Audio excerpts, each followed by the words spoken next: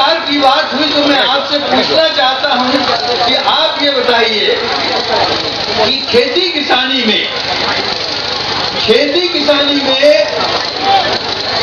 किसका आमदनी होती है, कितनी आमदनी होती है, कैसे आमदनी होती है, क्या आमदनी होती है, इसका किसी को कुछ अंदाज है क्या? खेती किसानी वाले किसान जब अपना हिसाब लिखते हैं तो उनको लगता है कि जो उन्होंने उसमें खर्च किया वो खर्च भी नहीं निकलता, और जब खर्च भी नहीं निकलता है तो कर्जे में फंस जाता है और उसको जो है आत्महत्या करनी पड़ती है। ऐसा क्यों हो रहा है साथियों? ये ऐसा इसलिए हो रहा है कि आजादी के बाद साम्राज्यवादी पूंजीवादी व्यवस्थाओं ने सब जगह पर अपना नियंत्रण कायम करना शुरू कर दिया, और उस नियंत्रण को कायम करने के संदर्भ में उन्होंने जो है वो सबसे पहला काम यही किया अपने यहाँ इस देश के संदर्भ में कि सन 2000 में एक कृषि नीति बनी। उस 2000 में कृषि नीति में भारत सरकार क्या कहती है कि अब खेती के लिए नई तकनीक चाहिए, नई तकनीक के लिए पैसा चाहिए। पैसा सरकार के पास है नहीं, पैसा किसान के पास नहीं है, इसलिए खेती कौन करेगा? पैसे वाला खेती करेगा। जितने भी लोग इस समय खेती किसानी में यहाँ लगे हुए हैं, सामने मैं देख रहा हूँ, इन तमाम सब के लिए एक ही सरकार का एक ही नुस्खा है कि इनकी जमीन, इनकी जायदाद सब जो है वो पैसे वालों के पास चली जाए, और किसान और मजदूर क्या करेगा इसमें किसी को कोई कुछ कहना नहीं। मैं आपके सामने एक और बात रखना चाहता हूँ कि आजादी के समय, आजादी के बाद सन 1970 में खेती किसानी करने वालों का सकल राष्ट्रीय आय में हिस्सा था 65%। 70% लोगों का हिस्सा 65% था, और आज क्या है? आज वो हिस्सा जो है वो 14% रह गया है। 14% लोग और 60% किसान, उनको जो 14% उनकी उत्पादन रह गया है। और आपको जान करके आश्चर्य होगा कि वो सन 2020 के लिए वो कहते हैं कि सन 2020 में खेती किसानी करने वालों का जो हिस्सा होगा सकल राष्ट्रीय आय में वो 6% होगा। अब आप बताइए कि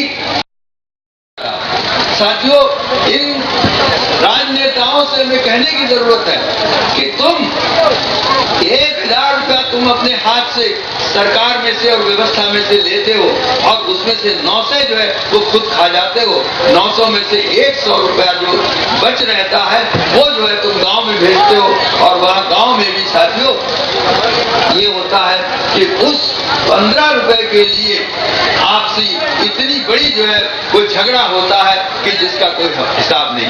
कुत्तों की तरह से वहां पर लड़ाई शुरू हो जाती है। साथियों, यहाँ पर मैं आपसे विनती ये करना चाहता हूँ कि ये दो चीजें जो है वो अनायास नहीं हुई, इनके पीछे एक तर्क है, इनके पीछे एक बात। हमारे जो हुक्मरान है उन्होंने ऊपर के 10% लोगों के लिए जो कुछ जीने उनके आए वो उन्होंने दे रखा। हमारे प्रोफेसर को देखिए, इतनी तनख्वाहें मिल रही हैं जिनका कभी जो है अंदाज भी नहीं लगाया जा सकता। 50,000 रुपया, 60,000 रुपया, 1 लाख रुपया, ये तनख्वाहें, ये तमाम सब चीजें आती कहाँ से? ये तमाम सब चीजें नीचे से ही आती हैं, जिसके बारे में कहीं कोई कभी उल्लेख नहीं होता। नीचे जाकर के क्या होता है कि हमारी व्यवस्था ये सुनिश्चित करती है कि हर गांव में लड़ाई होती रहे, तो कहीं जाति, कहीं धर्म, कभी और किसी के मामले में आपस में इनको लड़ाते रहो, और इनको जो है वो टुकड़े डालते हैं। साथियों, ये टुकड़े डालने का जो है वो पुराना मर्ज है। उन्होंने कहा कि भाई हमने यहाँ पर ये देखा, ये देखा, ये देखा, और वो लेकर के कुत्तों की तरह से टुकड़े जो है लेते रहते हैं और लेते रह करके फिर उसमें चले जाते हैं। इस तरह से ये सुनिश्चित किया जा रहा है कि खेती किसानी करने वाले लोग, संगठित क्षेत्र के अलावा जितने लोग हैं, वो तमाम सब जो हैं वो यहाँ से गायब हो जाए और वो किसी काम के नहीं रहे। यही एक दूसरी बात है। अंत में हम देखते हैं कि ये जो एक दूसरे के लिए जो लड़ाई होती रहती है, इसका आखिरी आगे क्या बात होती है। साथियों, ऐसे किसान मजदूर के लिए पेट भरने के लिए नहीं रहता है। मैं जैसा बता रहा था कि NSSO के आंकड़ों के अनुसार हर परिवार में 2 लोगों को काम करने की मजबूरी है। मैं पूछना चाहता हूं आपसे कि अगर हर आदमी को, हर काम करने वाले को इतनी मजबूरी मिल जाए जिससे कि वो पेट भर के, सब पूरा पेट भर करके रह जाए, तो बताइए वो अपना कोई दूसरा सदस्य जो है वो कहीं मजदूरी करने जाएगा क्या? औरत नहीं जाएगी, बच्चा नहीं जाएगा, बुढ़ऊ नहीं जाएंगे। लेकिन इस व्यवस्था में औरत को भी काम करना पड़ता है, बुढ़ऊ को भी काम करना पड़ता है, बच्चे को भी काम करना पड़ता है, और इस प्रकार से जो है वो पूरी व्यवस्था में ये होता है कि वो शोषण शोषण और शोषण, इसके अलावा कुछ नहीं रहता। ऐसी स्थिति में साथियों, मैं आज के दिन आपके सामने ये कहना चाहता हूं कि ये जो व्यवस्थाएं जो बिल्कुल, जिनमें कि हम लोगों ने आजादी के बाद ये सोचा था कि हम पूर्व की तरफ चलेंगे, हम समाजवादी व्यवस्था स्थापित करेंगे, हम इस प्रकार के बात करेंगे जिससे कि जो सबके लिए उपयोगी हो, उसकी बजाय हम देखते क्या है कि हम पूरी तरह से पश्चिम में पहुंच गए, पश्चिम के इलाके में पहुंच गए, और यहाँ पर हमारा कुछ रहा ही नहीं। अब इस पश्चिम के इलाके में पहुंचने के बाद क्या होता है वो बहुत शर्मनाक बात है। साथियों, इसके लिए लड़की को अपना सब कुछ देना पड़ता है, लड़के को सब कुछ देना पड़ता है। लड़का जो है, जो किसी काम का नहीं रहता है, तो वो माँ से जाकर के पैसे ऐंठता है और जाकर के दुनल्ली लेकर के और कहीं जो है वो राज नहीं करता बोलता। लड़की जो है वो किसी तरह से अपने बाप का पेट भरती है, किसी भी तरह से इस प्रकार से करते हुए, और इस स्थिति में हमारी नैया इधर उधर डोल रही है। अंतिम बात साथियों, मैं यहाँ पर वो जो है वो कहना चाहूंगा कि आज हमारे देश में जितनी दारू आज पी जा रही है, इतनी दारू कभी नहीं पी गई। आप बताइए, क्या गांव-गांव में जहां भी आप देखिए, यहाँ पर आपका वो भी लगा हुआ है, जहां भी आप देखिए वहां यही है कि दारू दारू और दारू। सरकार ने इसके बारे में कहीं कुछ करने की कसम ही खा ली कि नहीं करेंगे, और इस पर कहीं कोई चर्चा भी नहीं है। मैं आपका ध्यान ओपियम वार चाइना से करना चाहूंगा। चाइना और हिंदुस्तान में जब अंग्रेज लोग आ रहे थे, तो उन्होंने ये माना कि चाइना में अगर हम ये अफीम वगैरह का व्यापार करें तो बहुत अच्छा होगा, तो हमारे यहाँ ही अफीम पैदा करवाई, हमारे यहाँ ही अफीम जो है वो वहां पर व्यापारियों के द्वारा भिजवाई। मैं नाम नहीं लेना चाहूंगा, टाटा जैसे लोग जो हैं वो अफीम को लेकर के बेचने के लिए गए, और जब वहां से विद्रोह हुआ, विरोध हुआ, तो यहाँ से फौजें गई, जिसको ओपियम वार कहा जाता है। मैं आपका ध्यान खास तौर से इसकी तरफ ध्यान देना चाहता हूँ कि अगर हमने इसका निराकरण नहीं किया कि ये नाम अफीम के नाम पर जो तस्करी हो रही है उसको हमने खत्म नहीं किया, तो हमारा जो कुछ किया कराया है वो तमाम सब, उसका कोई अर्थ नहीं रहेगा।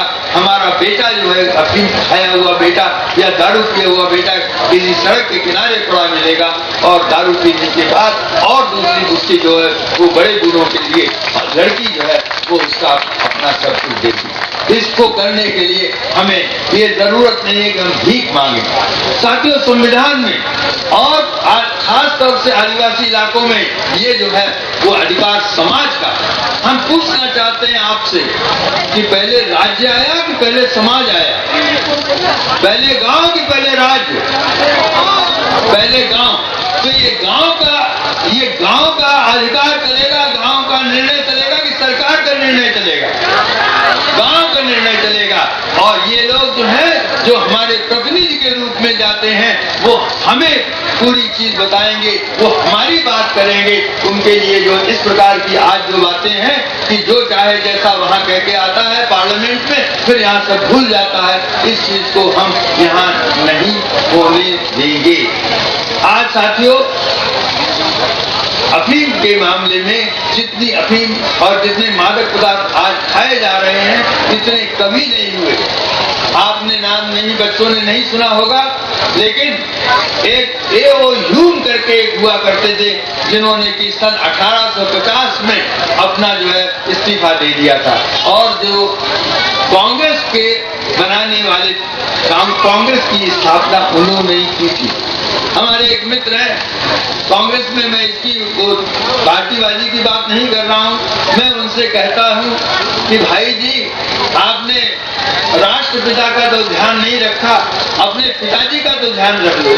वो ए.ओ. ह्यूम तुम्हारे पिताजी हैं, उन्होंने बनाया, तो उन्होंने ये कहा था कि मैं 1 रुपया खर्च करता हूं, मैं 1 रुपए की आमदनी होती है और उससे जो नुकसान होते हैं उसमें 2 रुपए खर्च करने पड़ते हैं। तो साथियों, अगर हमने ये मादक पदार्थों का, अफीम का नियंत्रण अपने हाथ में नहीं लिया, इसके लिए सरकार नियंत्रण नहीं कर सकती है।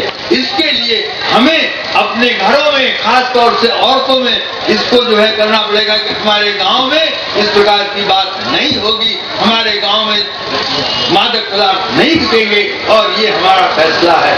मैं महिलाओं के बारे में एक बात कह करके अपनी बात समाप्त करना चाहता हूँ। आज साथियों, ग्राम सभा जो है, जैसा आपने कहा, सबसे ऊंची ग्राम सभा, लोकसभा न राज्यसभा, सबसे ऊंची ग्राम सभा। अगर आपने ये माना है तो इसका अर्थ ये है कि महिलाएं अगर चाहें तो उस ग्राम सभा में अपने निर्णय को स्थापित करें और ये कहें कि जब तक ये काम नहीं होगा तब तक हम कोई और काम नहीं होने देंगे, तब जाकर के ये तमाम सब बात होगी। हमारी इसमें किताबें हैं, तो आप देख लीजिए इसमें कि जो बात होगी, जो हम करेंगे वो होगा। इसमें सरकार, MP साहब, MLA साहब ये हमारे ऊपर नहीं है। हमारे तो, हम तो ये मानते हैं कि ये लोग हमारे झांगर हैं। ये झांगर लोग, झांगर मतलब ऐसे पशु जो उनके कंधा डाल दिया और उस पर लगा दिया।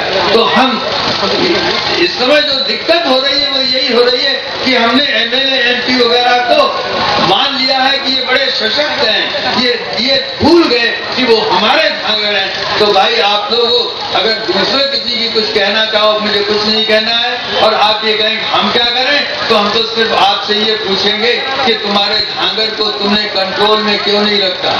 अगर जो है वो बैल कंट्रोल में नहीं रहेगा तो क्या होगा? इधर उधर भागेगा ना, है? तो जब भागेगा उसकी वजह सबको कंट्रोल में रखो।